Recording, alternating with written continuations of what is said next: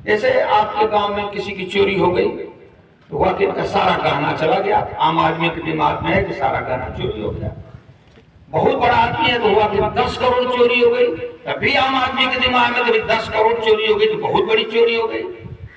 लेकिन कांग्रेस के राज में तो ऐसी ऐसी चोरियां हो गई कि मालिक को पता ही नहीं चला चोरी हो गई।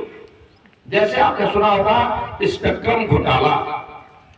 अब इसमें बैठे लोगों को भी, तमाम लोगों को स्पेक्ट्रम घोटाला ये कौन सी चोरी है कुछ को पता होगा, लेकिन कुछ के दिमाग से बाहर बात उड़ गई होगी ये क्या चोरी है। ये चोरी मित्रों अरबों खरबों की थी। ये चोरी हुई आसमान में। जो आप मोबाइल बजाते हैं ना, उनकी जो ध्वनियां, जो किरणें आती हैं, जिन विधियों से मोबाइल और दूरसंचार की तमाम चीजें चलती हैं, वो घोटाला, वो आसमान का घोटाला, करोड़ों करोड़ों का।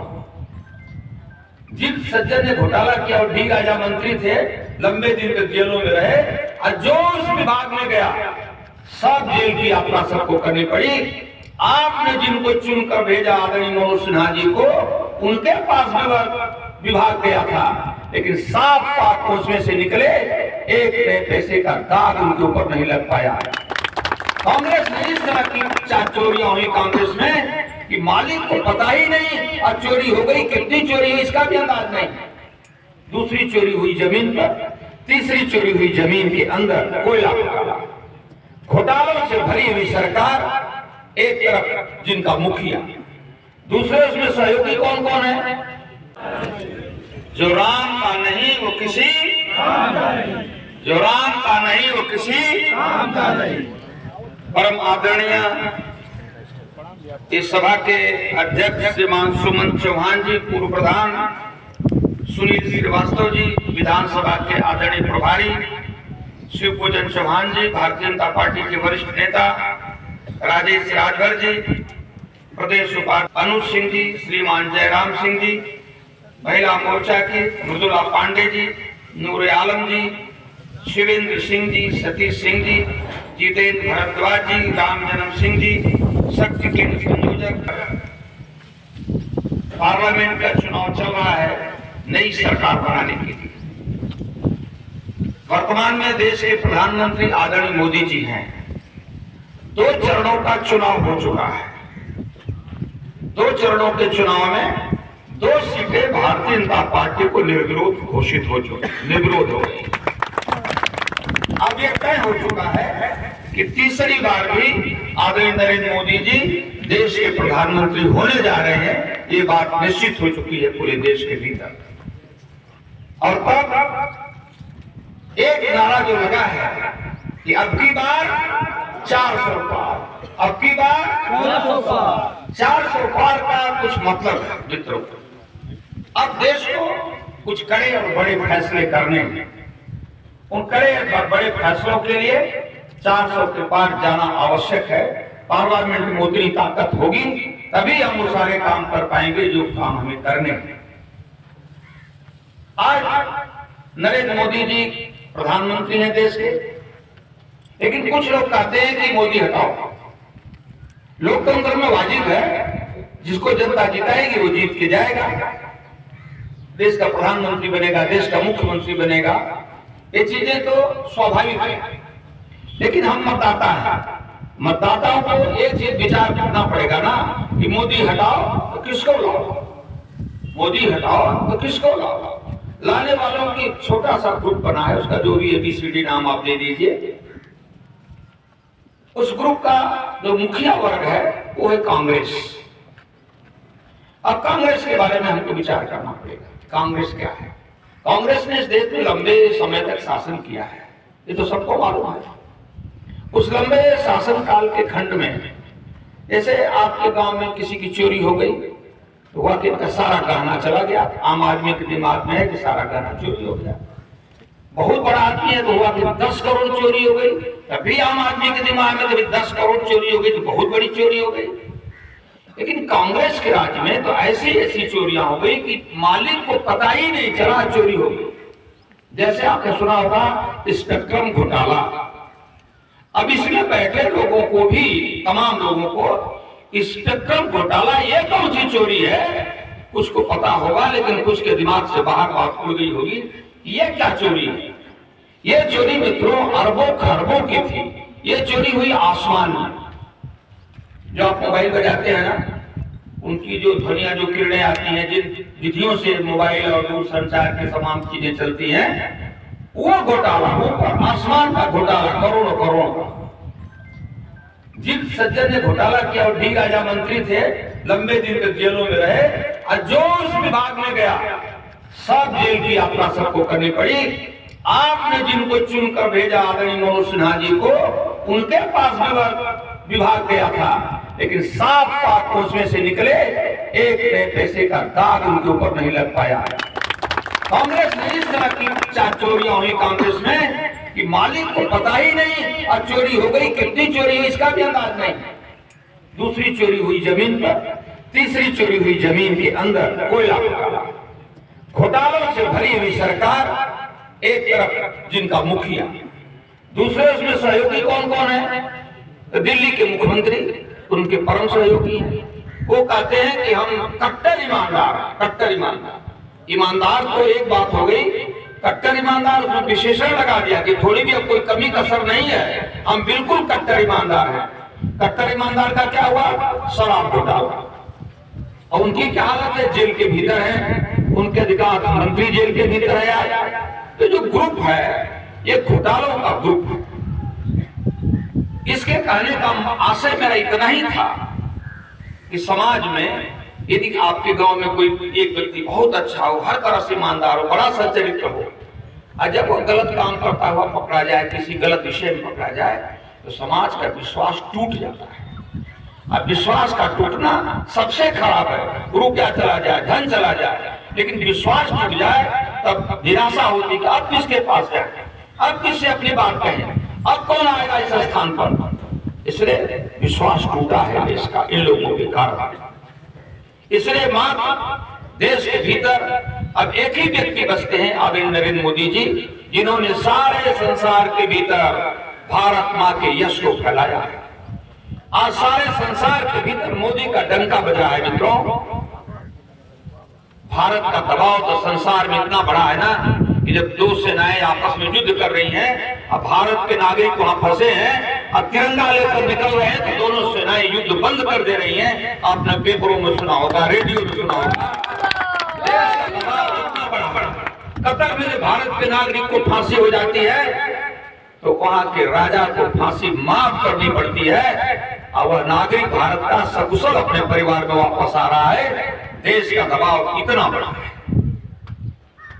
तो भारतीय जनता पार्टी एमपी बनना, एमएलए बनना, मुख्यमंत्री बनना, प्रधानमंत्री बनना, ये लक्ष्य कतई नहीं है। लक्ष्य 2 है। एक तो देश के मान को संसार में सबसे ऊंचा उठाना, भारत मां का यश पूरे संसार में सबसे अधिक बढ़े, और दूसरा जो अंतिम पायदान पर व्यक्ति है, उसकी मदद हो, उसकी सहायता हो, उसका विकास हो, तब देश का विकास होगा।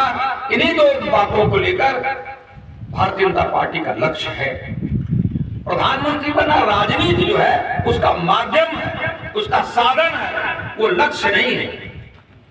हम एक लाइन पढ़ते हैं ना, जब लक्ष्य जब तक तय नहीं होता है कि हमको गाजीपुर जाना है, तो किसी भी कीमत पर, तारीख है आज कोर्ट में, तो गाजीपुर जाना ही जाना है, ये लक्ष्य है। इसी तरह से देश को परम वैभव के शिखर पर ले जाना, भारत मां को सारे संसार में आदरणीय बनाना, ये लक्ष्य है।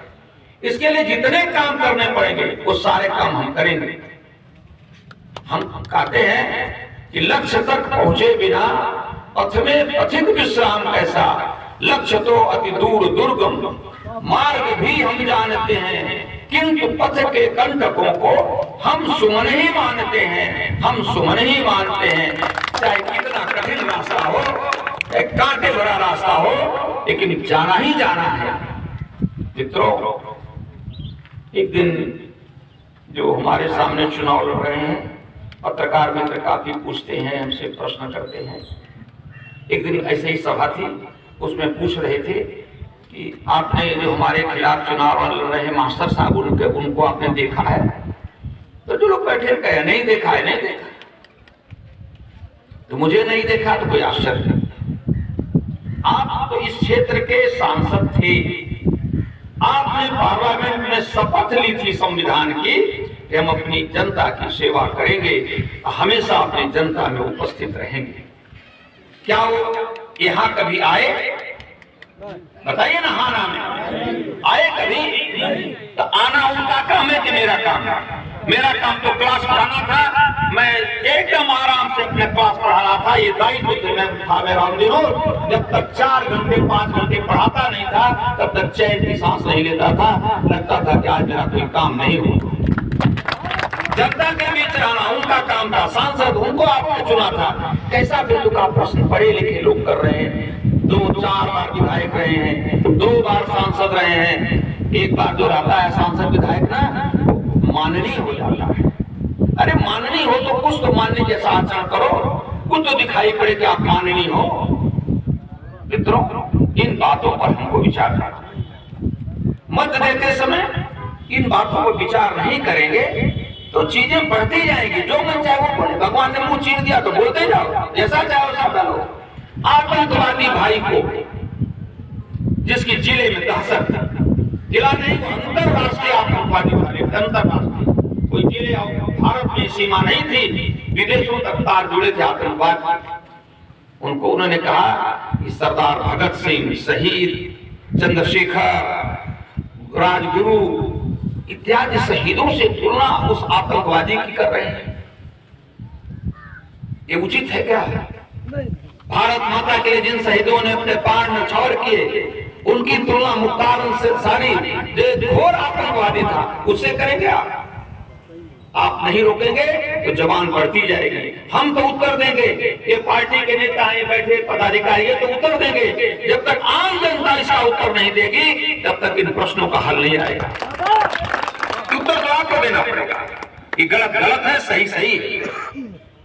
इसलिए मित्रों, आपने आदरणीय मनोज सिन्हा जी को यहाँ का आपने नेता चुना, सांसद चुना 2014 में। उन्होंने जो विकास के कार्य किए वो सबके सामने। हर 2-2 विभागों के मंत्री होने के बाद हर शनिवार हर रविवार कहाँ? अपने क्षेत्र में, अपना क्षेत्र और विभाग। जो व्यक्ति दोनों देखा, कोई शनिवार रविवार नहीं बचा होगा जब गाजीपुर इधर से चोचो पोपो कौन जा रहा है? मनोज जी जा रहे हैं। कौन जा रहा है? मनोज जी जा रहे हैं। एक लाइन में अगर बात को मैं कहूं तो इस पूरे इलाके को, इस पार्लियामेंट क्षेत्र को पॉलिटिकली, राजनीतिक दृष्टि से उन्होंने मनसायन कर दिया था। लगता था कोई राजनेता है, किसी को हमने चुना। अब विकास कार्यों की झड़ी लगा दी। 20,000 करोड़ से अधिक रुपए की लागत भारत में अपने जिले में लाए काम के लिए। जब आते थे तो खाली हाथ कभी नहीं आए, कुछ लेकर आए। जब वो ट्रेनिंग सेंटर खुला रेल का तो एक गाजीपुर में अग्रवाल स्वीट हाउस है, रिंकू अग्रवाल जी उसके प्रोपराइटर हैं, मालिक। उन्होंने कहा आज भाई साहब एक ट्रेनिंग सेंटर की का लाभ आपको नहीं पता चलेगा। 600 अधिकारी यहाँ ट्रेनिंग करेंगे। 600 अधिकारी अग्रवाल की मिठाई से लेकर सुई धागा तक किसी महुआ बात से खरीदने वाले हैं। व्यापार कितना दुगना बढ़ेगा ये हम लोग समझते हैं। जाकर एक बार तारी घाट में और रेल का नजारा देखिए। एक बार जाइए देख ले, नीचे नीचे रेल जा रही है, ऊपर से आपकी मोटर जाएगी, रेल दौड़कर उस दिलदार नगर से गाजीपुर शहर आएगी, गाजीपुर शहर से दौड़कर मऊ जाएगी, मऊ से दौड़कर औंढियार जाएगी। रेल का इतना बड़ा त्रिकोण बनेगा इसी गाजीपुर में, पूरे देश में एक उदाहरण होगा विकास का। यह है विकास का नमूना। मित्रों, इन बातों पर हमको ध्यान देना पड़ेगा और आगे भी अनेक कार्यक्रम है। बहुत कहने का, बोलने का कोई मतलब नहीं है। आप सभी समझ रहे हैं सामने का प्रत्याशी कैसा है। एक लड़की, अभी हमने उदाहरण दिया, भाई साहब बैठे थे, चुन्नू सिंह बैठे थे। एक लड़की इधर की है, ये मलिकपुरा के पीछे पंडित लोगों का गांव है, उसका ननिहाल करंडा में है। वहाँ कार्यक्रम था तो दौड़ के हमको देखी तो आ गई। हमने कहा बैठो बैठो। उसने पूछा गुरुजी भगवान शंकर को जल कब देते हैं? उनका हमेशा देते हैं, तो सबसे अधिक कब देते हैं? मेरे दिमाग में बात नहीं आया। उनका तुम ही बता दो। कहीं कि शिवरात्रि को ना सबसे अधिक जल देते हैं। तो अफजाल अंसारी की जो लड़की है इस समय तो भगवान शिव को जल दे रही है। हमने कहा कि चुनाव आ गया इसलिए दे रही है। चुनाव में भगवान शंकर को जल देते हैं, लोग अनेक लोग देते हैं। ये दिखावा, ये नाटक बहुत नहीं चलने वाला है। आप वो भी याद कर लीजिए आदरणीय सांसद जी कि कृष्णानंद राय की चोटी काटी थी आप, वो चोटी नहीं कटी थी, वो हिंदू समाज का मस्तक काटा था, सारे समाज का मस्तक काटा था, मानवता का अपमान किया था। चाहे कोई भी समाज, हिंदू मुसलमान कोई भी व्यक्ति हो, उस समाज का अपमान करना ये सबसे घातक है।